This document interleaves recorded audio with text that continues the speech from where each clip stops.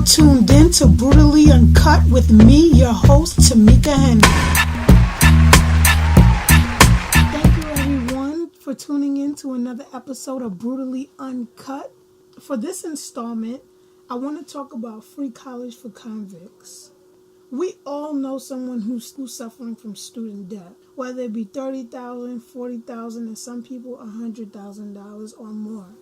We have over 1 trillion law-abiding citizens right now drowning in student loan debt.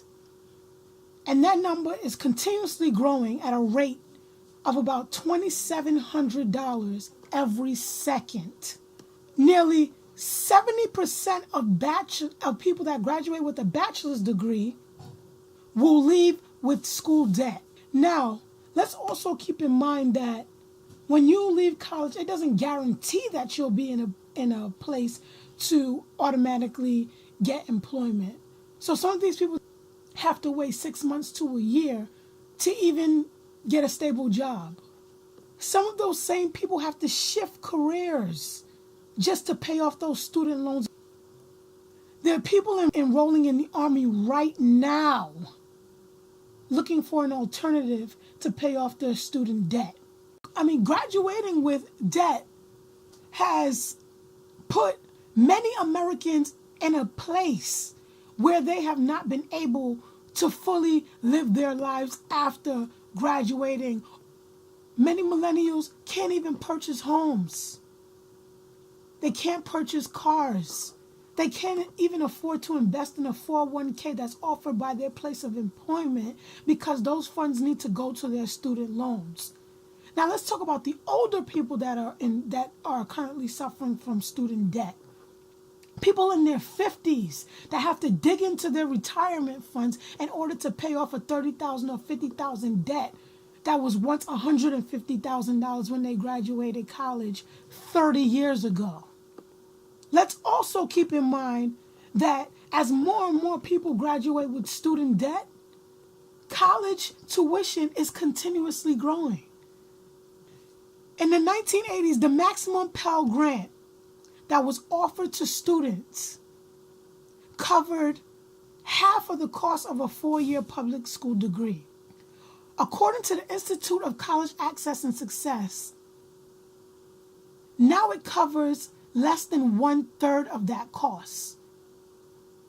Now, after learning those facts, tell me, why should tax-paying citizens pay for convicts to get a college education that they can barely afford to pay for themselves?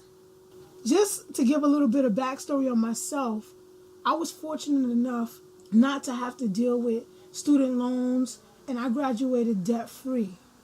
But I know that's not everyone's situation. I know that everyone is not put in a position to do that, or everyone's not put in a position to be able to receive assistance in that way.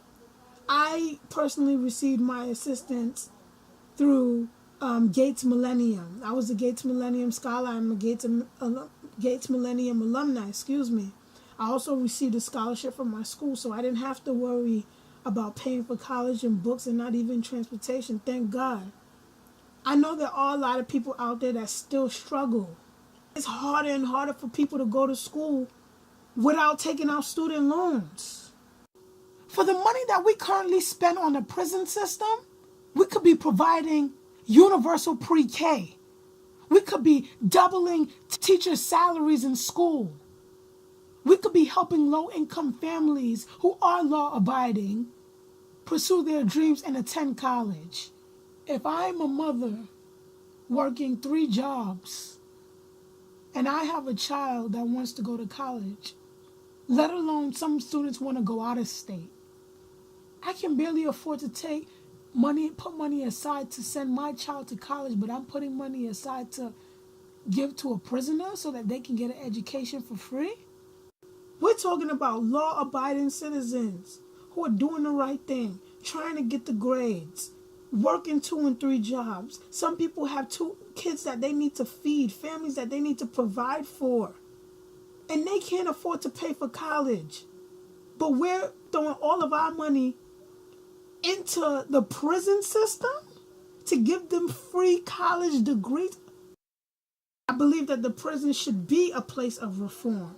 But as far as education is concerned, I feel like if we are going to give them an education, it needs to be the same education that is provided to us for free, which is K through 12.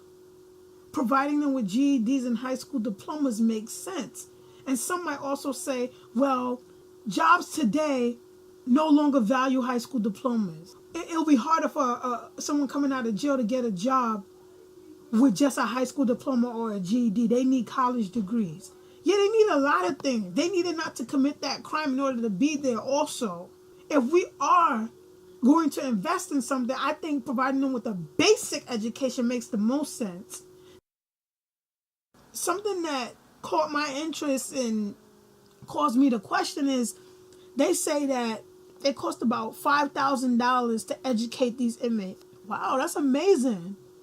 But the first thing that came to my mind is how many low-income families out there, again, that are working 2 and 3 jobs with kids that don't even get enough from financial aid or a Pell Grant to pay for a semester. But somehow we've created a curriculum that is affordable enough to educate a prisoner. Now tell me how that makes sense. If you do want taxpayers to pay for this, say it does get approved in New York or it continues to go on in California, why can't we just take it out of the same budget that we're using right now? Cut out some of the other activities and provide them with the education through that funding. I mean, like the whole ideology behind the program is just backwards to me. We want to educate them while they're in there instead of trying to educate the youth while they're out here. That makes no sense to me. Now, don't get me wrong. I believe in second chances. But I don't think that this is the right route. Furthermore, I have a question. I know there was talk about giving Pell Grants to prisoners and having this be available to them for prisoners that were eligible and prisoners that wanted to receive higher education. If we start allowing prisoners to apply for Pell Grants, how does this affect law-abiding citizens?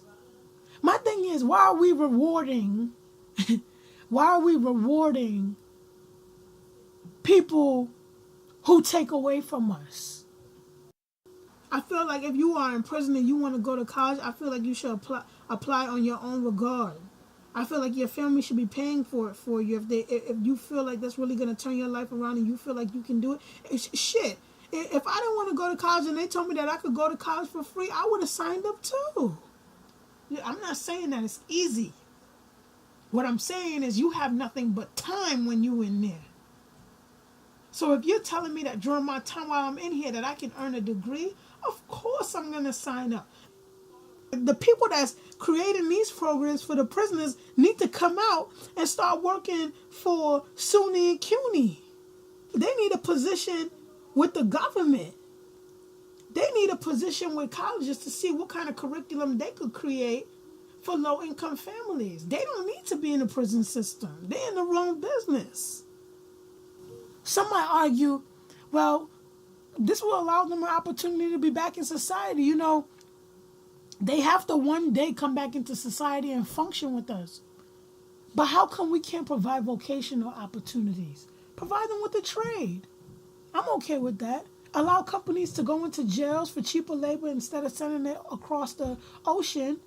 Put them in the jails and let them work at a lower wage. Create a program that gives them handy skills. They claim that America is a nation of second chances, giving people who have made mistakes in their lives a chance to get back on track. I completely agree with that. I just don't think that giving out college degrees makes sense. There's other ways to help them reform.